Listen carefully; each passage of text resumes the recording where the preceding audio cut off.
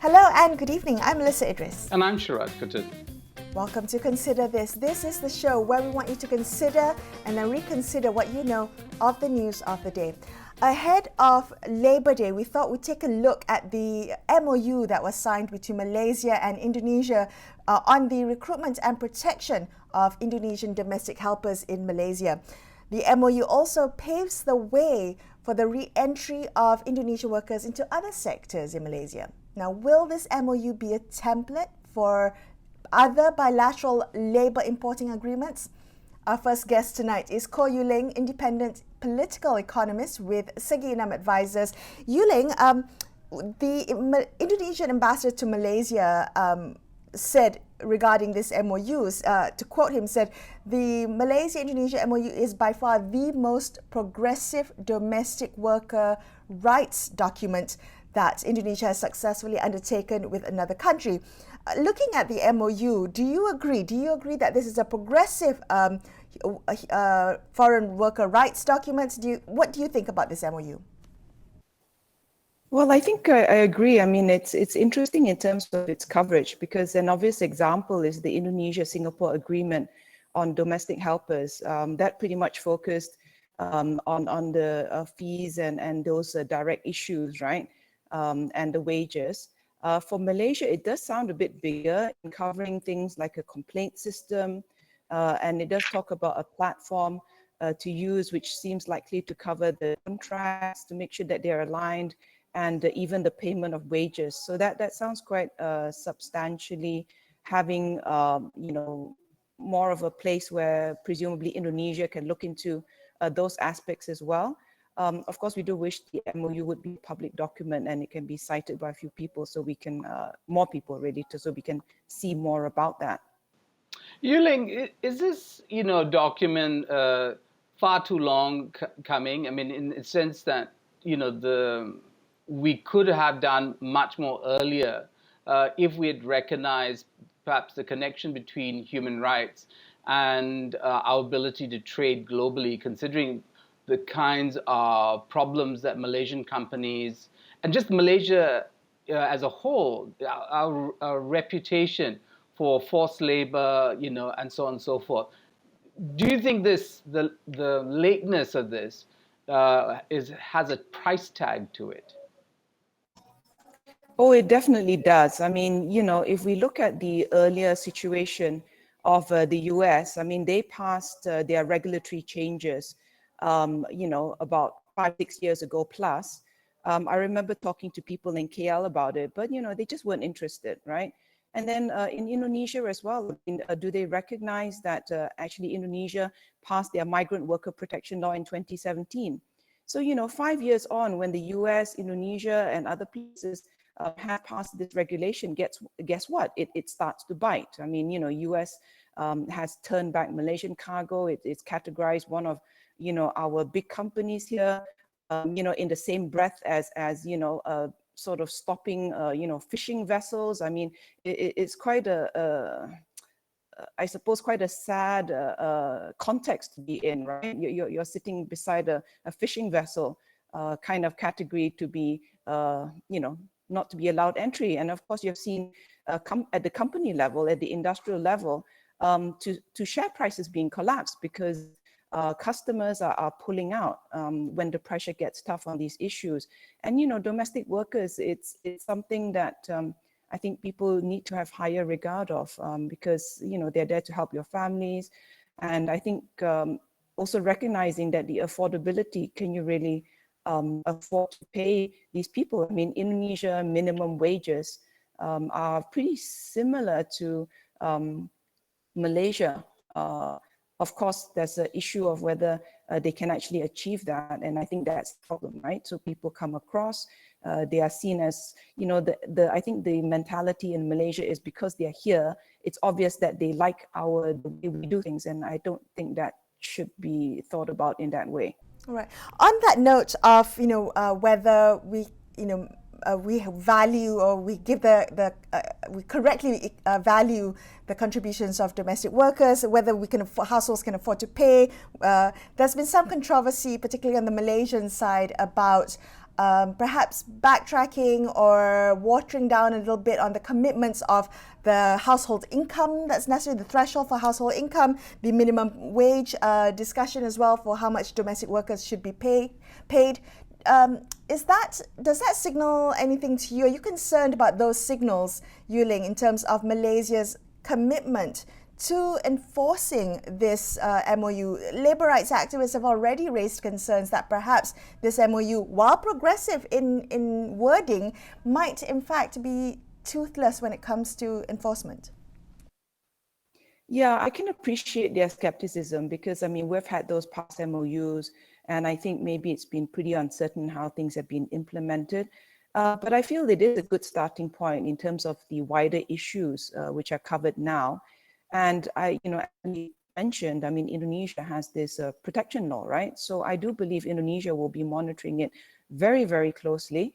They have to help their migrant workers. There has been controversy in Indonesia about this. And I think if we look at the statistics on migrant workers, obviously there's a big question mark about how good our statistics are, right? This huge undocumented worker thing. But, on the face of it, we've actually had a decline in migrant workers, including on the domestic sphere, because, Malaysian household incomes have not been going that much up. And I think this is where our economic performance relative to others means that, at least in headline figures, we haven't been able to keep up with hirings. The households here, Bank Negara talks about living wage. Are our own people earning enough to then hire migrant workers and pay them minimum wage? I mean, this is a huge knock-on effect of what households can afford, and are they, getting the right share of the economy in Malaysia? Yuling, domestic workers, I imagine, are a smaller part of the overall set of Indonesian workers in Malaysia. I believe Indonesian foreign workers number over maybe 2 million or so, and we see that during their elections, and the numbers of people who actually come out here to vote in the elections back home. But I want to ask you this, and for the other groups, right, those in construction, those in plantations, you said there was a lack of interest in the consequences of these laws being passed in the US and Indonesia. What is the reluctance? Is it just that the business model here is based on low wages and a menial, sort of keeping the industry at that level, a reluctance to innovate, a reluctance to invest? Is that what is at the core of this perhaps lack of foresight? Yes, I believe so. It's been so easy to get, foreign workers, yeah? Obviously, I mean, historically, I mean, look at the countries are, built up of migrants, different migrant groups, whether it was decades, even century ago, people came in to work, and then now, everyone from here and former migrants are hiring other migrants, and then at some point, there's going to be a lack of supply. And do you remember a couple of years ago, they even said that maybe we should be hiring workers from West Africa. I mean, it's just an amazing thing that the business people are, I think, one, highly allergic to the talk of minimum wage. It just gives them hives. And then secondly, the need to keep open the channels of migrant workers. And I think this is where, if you look at rubber gloves, there's talk about, upgrading how they operate so that they uses less workers. Do you need them shoulder by shoulder packing your rubber gloves, or do you automate those sort of things? And even in plantations, right? It's like, no, mechanization can't work, and, the worker is still a lot better. So, I mean, in reality, some of them are going to be very hard to automate. But I think we are shifting to a stance where it's more heavily capital intensive factories that work here. I think everyone recognizes that you just can't get workers reliably, and there is a clear trend. Okay. Well, there were news reports recently talking about, well, highlighting labor practices in Malaysia. I think, talking about how companies are being banned by U.S. Customs and other MNCs around the world over forced labor allegations. I'm just wondering, Yulin, how this MOU regarding domestic workers from Indonesia, might that in any way set a benchmark for the way, for the foreign labor market in Malaysia, for the way we perhaps comply with foreign labor rights, human rights around the world? Yes, I think basically you hit the nail on the head. I mean, this is the benchmark. It will be. I think this should have implications about, say, maybe even the Philippines, right? Do they want to raise their expectation of what their domestic workers are going to earn in Malaysia, right? I mean, there's always been maybe, a bit of extra premium or something from the Philippine side. Do they feel that they're on par ahead? They might have demands there. And then there would be knock-on expectations of higher wages for others. There are the anecdotes of that. If you raise your general workers minimum wage, then your lower tiers all have to go up. Of course, in reality, we do think that very few are actually on the minimum wage outside domestic workers, i.e. in the industrial. But I think this is what I talk about, the allergy of the bosses and owners. I think the reality is that they are worried about the roll-on effects of that.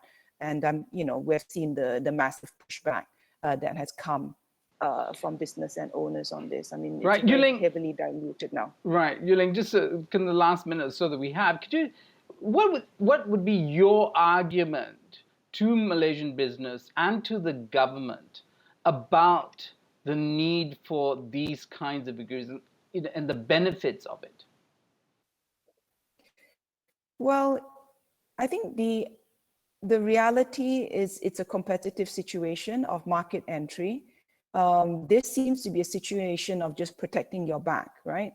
I think if competitors know Malaysia's vulnerability, I mean, to be honest, I think a lot of these complaints that happen into these systems like the US or where the EU is going to do it, UK, I mean, how many countries have these modern slavery rules, right?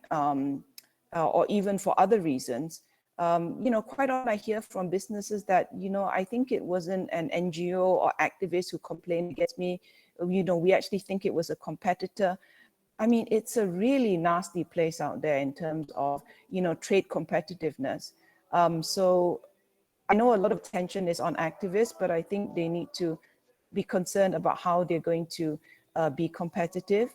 And then, of course, companies who do step up and do more, they do lock in big clients. And this is where they then offer value-added products as well. And I think, getting steady contracts to do value-added products and services is also very important pro situation. And I think maybe getting a head start is very important in this. All right, Yuling, thank you so much for joining us on the show today. Ko Yuling from Segi Inam Advisors there. We're going to take a quick break here and consider this. We will be back with more. Stay tuned.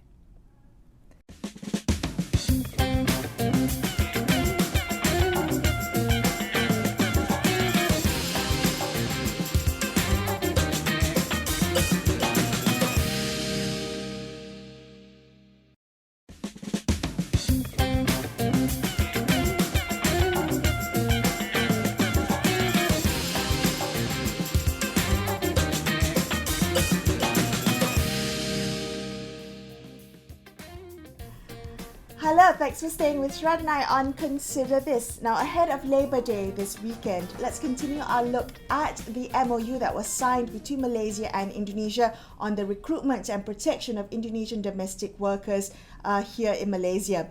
Anis Hidayah joins us now from Jakarta. She is the co-founder of Migrant Care, an NGO which advocates for Indonesians working abroad. Anis, our two countries signed this MOU following various reports of poor working conditions and abuse of Indonesian domestic workers in Malaysia. I'm just wondering, are you satisfied with the provisions and the processes that have been laid out in this MOU, will that be enough to protect Indonesian domestic workers from labor rights abuses? Yeah, thank you. We really appreciate the negotiation between Indonesia and Malaysia about our new MOU to protect Indonesian domestic workers there. And we know that there are some progressive one that regulate about the rights of Indonesian domestic workers in the MOU, such as rights of holiday, working hours, salary, and then right to pray, and the employer should not be actually these basic rights. It's really clear in that MOU. So we hope that this instrument will improve the protection between two countries to Indonesian domestic workers there in Malaysia. Anis, I noticed that you're caught in Jakarta macet, as we call it. But like roads, it's great. The function is to take you from one place to another. The question is enforcement, isn't it? Ultimately, are you confident that the enforcement mechanisms are available, that they will have integrity, and is Indonesia going to be watching that space very carefully? Yeah, actually, in the context of implementation, will be the big challenge between two countries, because uh, based on our experience, the previous MOU, there are a big problem in the monitoring, evaluation, and how make sure that MOU will working effectively. So based on our previous experience, I'm not sure actually how this good MOU will implement and working good. So this is our challenge. Okay. When this MOU was signed, I think the details, it came as a bit, I mean, because it was so long time coming, the MOU was in discussion and all the details being ironed out, there was a lot of anticipation, particularly among Malaysian employers, to see what was going to be in this MOU. What were some of the conversations that were being had in Indonesia about this? Are people generally satisfied with what's happened, with what was contained in the MOU, or was there a lot of anger in the delay of the MOU? What were some of the conversations that were had, Anis? Yeah, I think in Indonesia, we are have a good coordination and communication between civil society like us and Indonesian government, how to discuss the content of the MOU. So and why this is delayed for a long time, because the first one because pandemic, and then the second one, I think the point of negotiation that Indonesian government proposed in that MOU not respond um, quick, yeah, by Malaysian government. For example, like salary, working hours, and um, another rights. Anis, I know Indonesians go to various countries in the world and work there. Is Malaysia still an attractive proposition for Indonesian workers looking for a job in another country? Yeah, I think until now, Malaysia still the favorite one. Yeah, how our citizens want to going abroad for work, because we have some similarities such as language, culture, and I think we are close because there are some borders near us, so it's very easy for um, transportation. Yeah, from Indonesia to Malaysia. So why until now, even though Indonesian society understand very well that we have so many problems regarding with the migrant workers, but Malaysia still the first one that being a country that Indonesian migrant workers want to going to. Right. So, but when it comes to Indonesians working as domestic helpers, particularly in Malaysia, I read a news report that cited the Indonesian ambassador to Malaysia saying that Indonesia is looking to perhaps phase out sending its citizens to Malaysia to work as domestic workers. In fact, they're going to gradually phase out Indonesians working as domestic workers anywhere in the world because domestic workers seem to be particularly vulnerable to abuse and forced labor. Is that something, Anis, that you're seeing a shift? I mean, moving away from domestic workers to perhaps the more formal job sector where there might be more labor rights protections? I think domestic workers actually referring with the ILO, domestic workers is already being formal workers, yeah, based on ILO Convention 189, decent work for domestic workers. So um, based back again to how the country giving the protection, not only how to change the sector, yeah, from domestic workers to another sector, but how the country like us, like Indonesia, and the country like Malaysia have the political commitment to protect domestic workers as a workers, not only to change to another sector, but how the commitment to protect is really the important one. Then how to change or transfer women migrant workers to another sector than domestic workers. Anis, speaking of other sectors, because we know there are literally millions of Indonesian citizens working in Malaysia, and I imagine the domestic worker segment is actually a smaller part of that. Are there efforts being made to deal with Indonesians working in construction, in plantations, in factories? Or do you know of developments on that score? Yeah, actually, based on the report of the Walk Free, the foundation that doing research for the Global Slavery Index, yeah, the vulnerable sector for workers and migrant workers, not only in the domestic worker sector, but also in the plantation and sea forest. Including like in Malaysia, there are so many Indonesian migrant workers working in the plantation, so actually, not only the worst condition in the domestic workers, but also in another sector. Uh, Okay.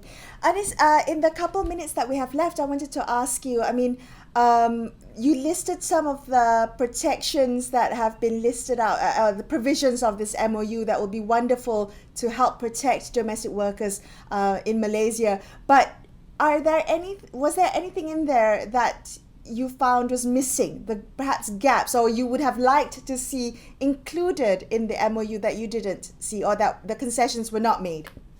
yeah, I think the missing one is how the OneChannel system, yeah, and that will be the system that will apply in this MOU, because OneChannel system is the new one, and who will manage the OneChannel system is between recruitment agencies in Indonesia and recruitment agencies in Malaysia.